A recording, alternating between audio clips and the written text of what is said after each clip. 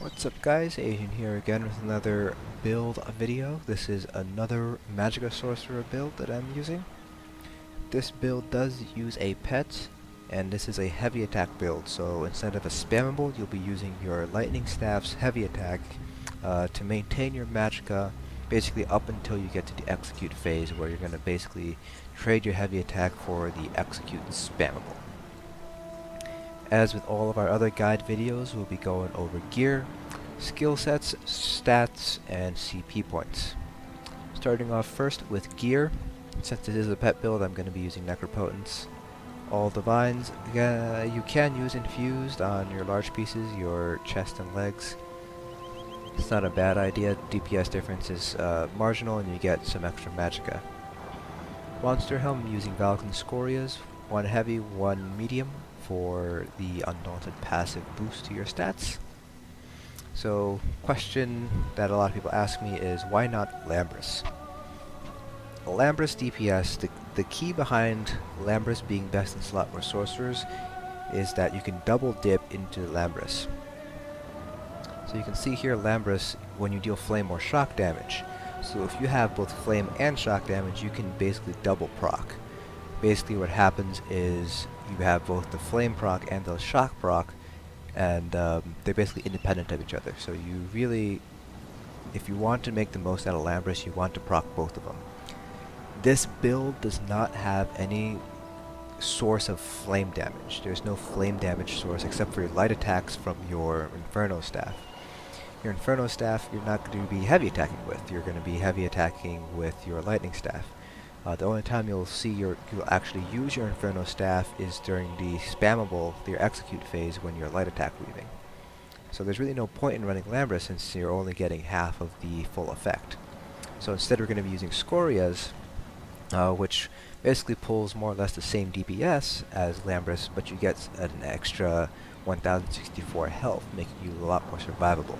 You'll see once I summon my pet, my health goes up to almost 20k. It's pretty much increasing my survivability by a huge margin, because most other Magicka DPS will be looking at 17.5k health, 17k health without Eben. So with my health, if I'm hitting 20k, 19.5k without Eben, I'm going to be going over 20k with Eben. That's just improving my survivability by a whole ton. That's why we're using Scorias instead of Lambris. Moondancer jewelry, you can replace it with IA. I'm using Blue Moondancer. The DPS between gold IA and Blue Moondancer is small. Have my Moondancer and Sharp Inferno Staff. Can use any other Inferno Staff really, as long as it's sharpened. My magSorc's Lightning Staff.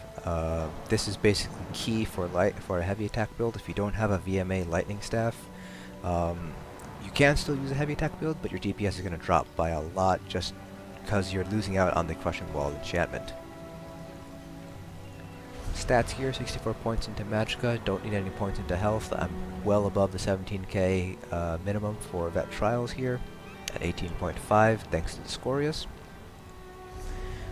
My ability bars here, front bar is going to be Mage's Wrath to execute, Haunting Curse, the pet, Aegis, and Inner Light. You can use Daedric Prey.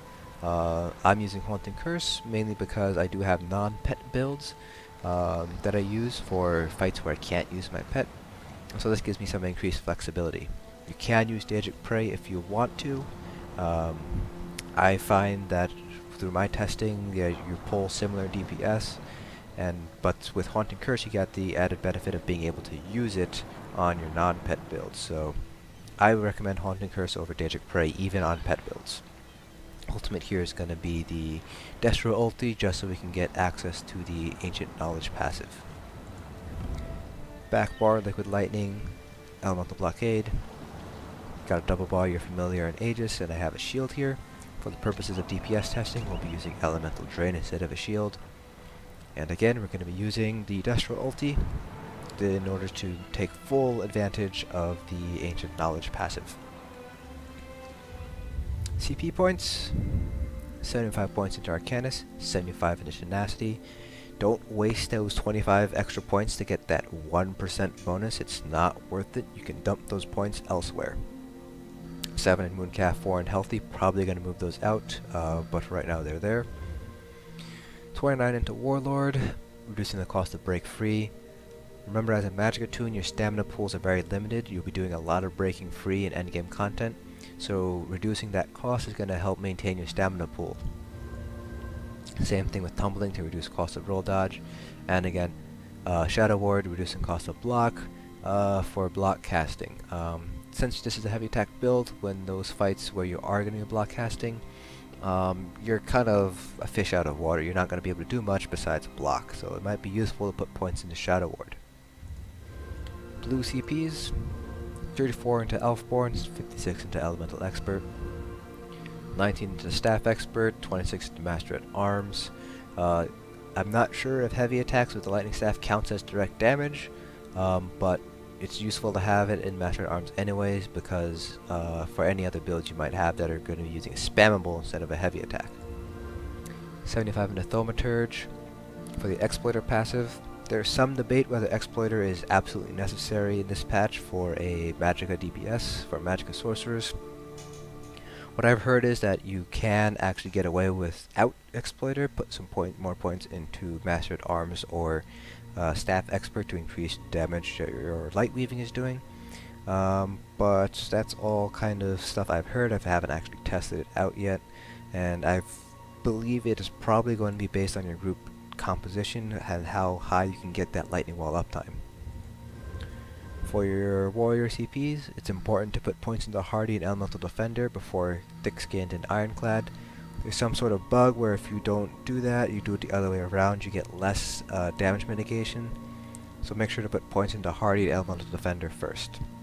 Thick-Skinned for dot, to reduce damage from dots. Endgame content, you're not going to see a lot of stuff that deals dots, but where you do see it, it's going to hurt a lot, so Thick Skin is useful to reduce damage from that. 37 from Ironclad to reduce damage from basically 90 to 95% of the damage that enemies do. Direct damage is basically anything that deals all of its damage in one hit, so that basically covers most attacks that enemies will do to you.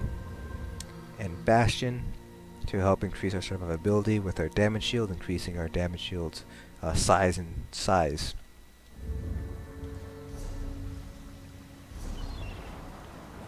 So for this parse, I will not be using Essence of Spell Power in a trial scenario. You will be using these specific potions for that major sorcery boost and major prophecy boost. Because you don't have Inner Light on your back bar. The major intellect boost is also very powerful as well, being used some extra Magicka recovery. Instead, I'm going to be using just trash pots, the essence of Magicka that you pick up from while you're adventuring. Give you a little bit of an idea, give me some regen during my parsing. So a heavy attack build, pretty simple. All you gotta do is just lay your dots down and keep them up. Don't be afraid to start your parts with an ultimate. It's a perfectly realistic scenario. In trials, you're going to want to go into bosses with your ultimate up. So it's not completely out of the ordinary, completely out of the question to start your parts with an ultimate. That's perfectly fine. That's a realistic scenario to deal with. Things you shouldn't be using during parses. Combat Prayer, Warhorn, Power of the Light, Alkosh Crusher, those aren't going to have 100% uptime, and if you're parsing, you're probably going to end up with 100% uptime. So your parse is going to be inflated, so don't use those. One of the things that we use on our parses is really Major Fracture, Major Breach from Ellie Drain, or a tank using Pierce Armor, and Orbs or Shards for the resource management. Those are two buffs that you will probably see 100% uptime on, so those are perfectly realistic and perfectly fine to have during a parse. For a solo parse, you're going to be self-applying Elemental Drain, as you can see here. So we're going to go ahead and start with our parse in 3, 2, and 1.